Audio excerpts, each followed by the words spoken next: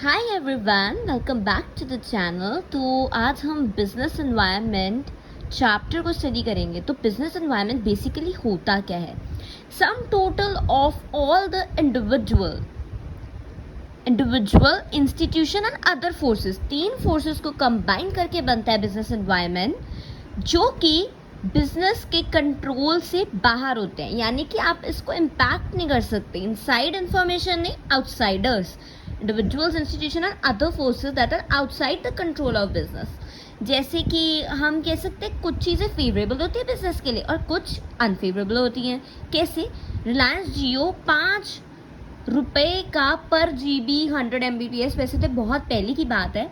तो lowest price for broadband internet connection, इस case में मैं बोलूँगी BSNL, that's a government based thing. तो गवर्नमेंट बेस्ड सर्विसेज जो होती हैं सस्ती होती हैं, जैसे, है ना। तो that's you can say monopoly, railway में मोनोपली होती है गवर्नमेंट की, उस तरह से हम बात कर सकते हैं। और GST, you need to understand its impact. GST जब आई थी तो बिजनेस को डायनेमिक एनवायरनमेंट में सर्वाइव करने के लिए खुद को उस तरह से ढालना पड़ना था।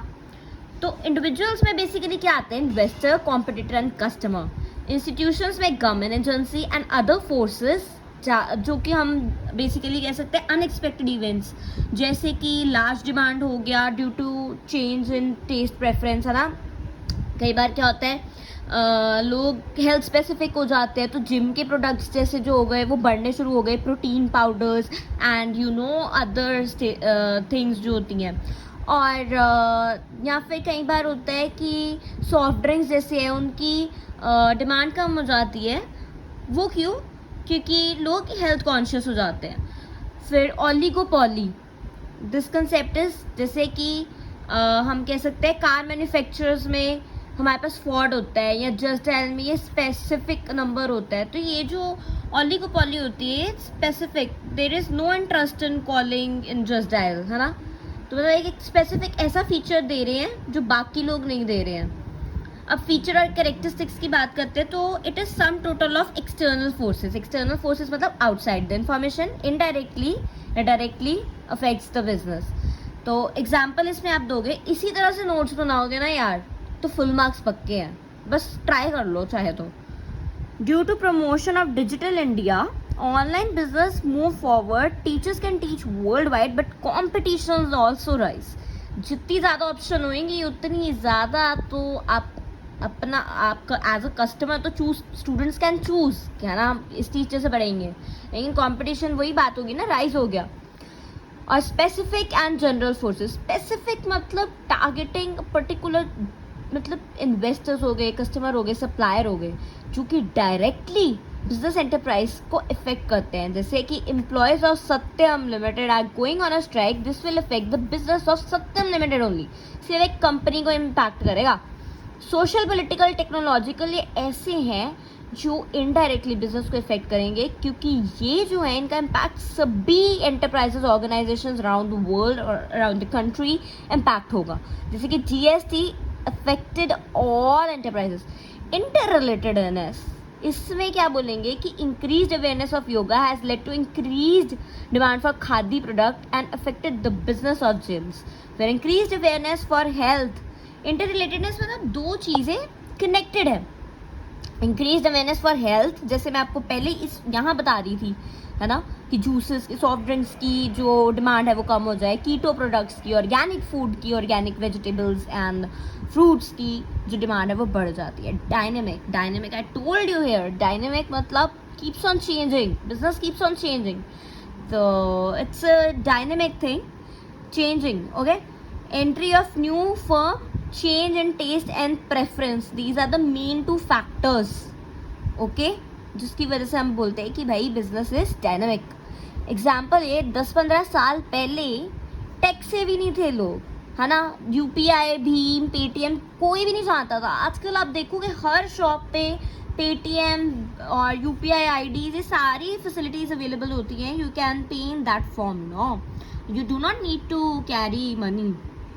तो अनसर्टेनिटी, फिफ्थ फैक्टर जो है हमारा, कैन नॉट बी प्रिडिक्टेड, मतलब कि यार कभी कुछ भी हो सकता है। डिमोनेटाइजेशन हमें पता था क्या? आज से कुछ साल पहले 16 के पास, 15 से पहले, है ना, हमें नहीं पता था कि ऐसे कुछ हो भी सकता है. But counterfeited the currency in a way that हम कुछ कर ही नहीं पाए और we had to let it go. तो पहले तो जो पुराने नोट्स थे, अभी 2000 के रिसेंटली, है ना, हमारे वो भी काउंटरफिट हुए थे. फिर गारमेंट मैन्युफैक्चरर्स, इसमें आप एक और एग्जांपल दे सकते हो. टेक्नोलॉजी ओरिएंटेड जो होते हैं, कंप्यूटर वगैरह, यार सिस्टम टेक्नोलॉजी सब कुछ बदलता रहता है ना, उसके हिसाब से विंडोज़ आपको चाहिए. That's one of the factor. Garment manufacture वगैरह, फैशन बदलता रहता है, सीजन बदलते रहते हैं. Then it is complexity. Numerous interrelated and dynamic force arise from different sources. इसका क्या मतलब है कि हमें समझ नहीं आता कई बार कि क्या है जो सबसे ज़्यादा इम्पैक्ट कर रहा है हमारे बिजनेस को. It is easier to understand in parts. ये देखो एक चीज़ लिखी है मैंने, आप भी इस तरह मेंशन करना, but difficult to grasp in totality. अगर हम पार्ट बाय पार्ट इसको स्टडी करें तो it is easier, but group में अगर हम देखें कि क्या सबसे ज़्यादा इम्पैक्ट कर रहा है, legal, political factor, social factor, तो हम भी कंफ्यूज हो जाएंगे यार. रिलेटिविटी, ये बेसिकली यही है कि जो बिज़नेस है हमारा वो प्लेस टू प्लेस डिफ़र करता है. इंडिया में दिवाली जो है उसके अराउंड कितने लोग कितनी शॉपिंग करते हैं, तो बिज़नेस को बहुत फ़ायदा होता है. बट यूके यूएस क्या है, क्रिसमस दिसंबर 25 ब्रो, मतलब इसी के पास इनको ज़्यादा बेनिफिट होता है बिज़नेस पे. बट अगर हम क्रिसमस की बात इंडिया में करें, मतलब ठीक है कुछ लोग खरीद भी लेते होंगे क्रिसमस पे भी यार, बट फिर भी इतना ज़्यादा प्रॉफिट नहीं होता. अब इलेक्ट्रिक कार्स की बात करें तो यूके और यूएसए, पर इंडिया में ये सिस्टम नहीं है अभी ना, धीरे धीरे आ जाएगा, कोई बात नहीं. तो हर चीज़ की मार्केट होती है.